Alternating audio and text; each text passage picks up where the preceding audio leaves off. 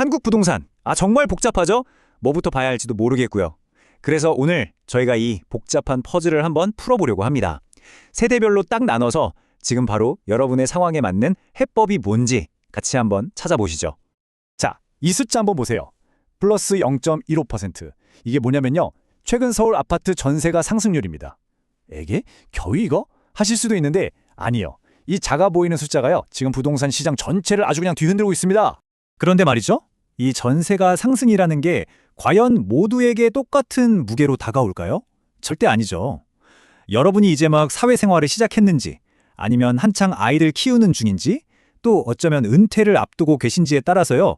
이 숫자가 주는 의미는 정말 하늘과 땅 차이입니다. 네, 그래서 일단은 지금 서울 전체 부동산 시장의 분위기, 그 온도부터 한번 제대로 짚어보고 넘어가겠습니다. 지금 시장에서 가장 중요한 키워드를 딱 하나만 꼽으라면 바로 분화 현상입니다. 이게 무슨 말이냐면 아파트 매매 시장은 오르긴 오르는데 그 힘이 좀 빠진 느낌이고요. 반대로 전세 시장은 오히려 상승폭이 더 커지면서 활활 타오르고 있다는 거예요. 그러니까 같은 부동산 시장 안에 완전히 다른 두 개의 세상이 펼쳐지고 있는 거죠. 자, 그래프를 보시면 이게 한눈에 들어옵니다. 파란색이 매매가, 주황색이 전세가 상승률인데요. 보세요.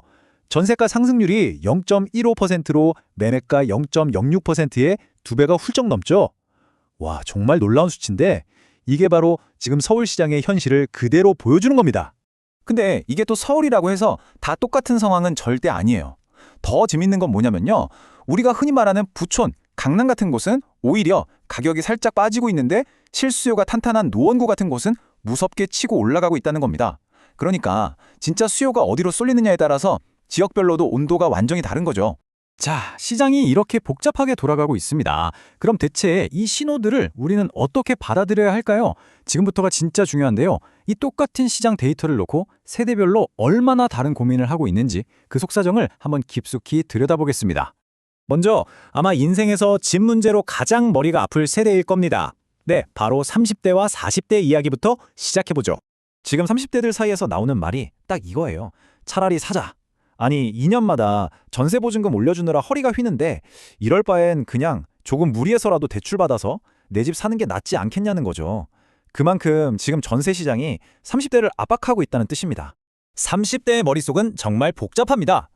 일단 전세 가격은 계속 오르죠. 근데 막상 집을 사려니 LTV, DSR 같은 대출 규제는 깐깐하죠.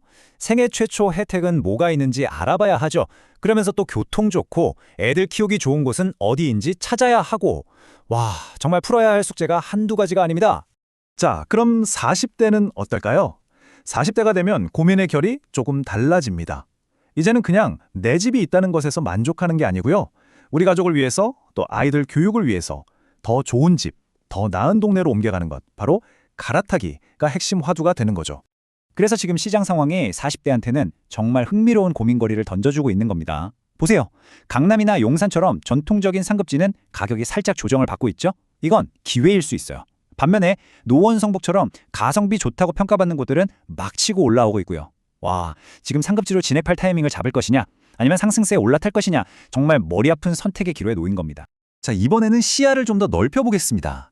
이제는 집을 어떻게 살까가 아니라 가지고 있는 집을 어떻게 잘 관리하고 또 다음 세대에게 물려줄까를 고민하는 세대죠. 바로 50대, 60대 이야기입니다. 이분들의 관심사는 크게 세 가지로 요약할 수 있습니다. 첫째, 은퇴 후에 안정적인 주거와 현금 흐름을 어떻게 만들 것인가. 둘째, 보유세나 양도세 같은 세금 부담을 어떻게 줄일 것인가.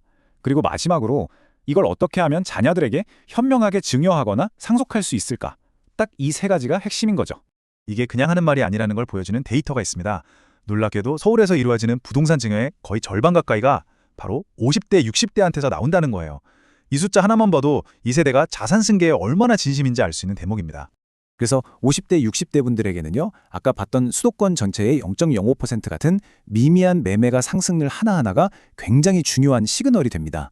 이걸 보고 지금은 그냥 쭉 가지고 가야겠다. 혹은 아니다, 지금이 팔아야 할 적기다. 같은 아주 중요한 의사결정을 내리게 되는 거죠.